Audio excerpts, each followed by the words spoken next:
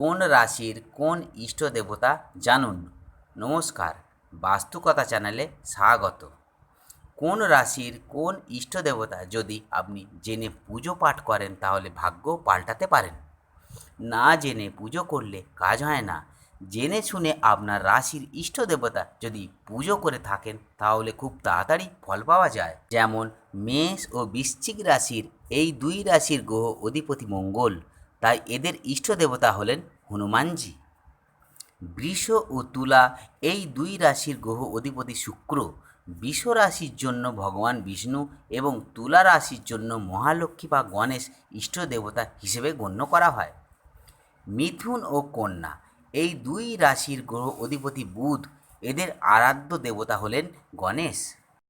কর্কট রাশির গ্রহ অধিপতি চন্দ্র, এর ইষ্ট হলেন মহাদেব। সিংহ রাশির অধিপতি গ্রহ সূর্য, এর ইষ্ট হলেন মহাদেব বা সূর্য।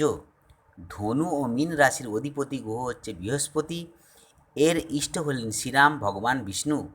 মকর ও কুম্ভ রাশির এই দুই রাশির গ্রহ হচ্ছে শনি। মকর রাশির জন্য মা দুর্গা এবং কুম্ভ রাশির জন্য ভগবান বিষ্ণু বা মা সরস্বতী ইষ্ট দেবতা।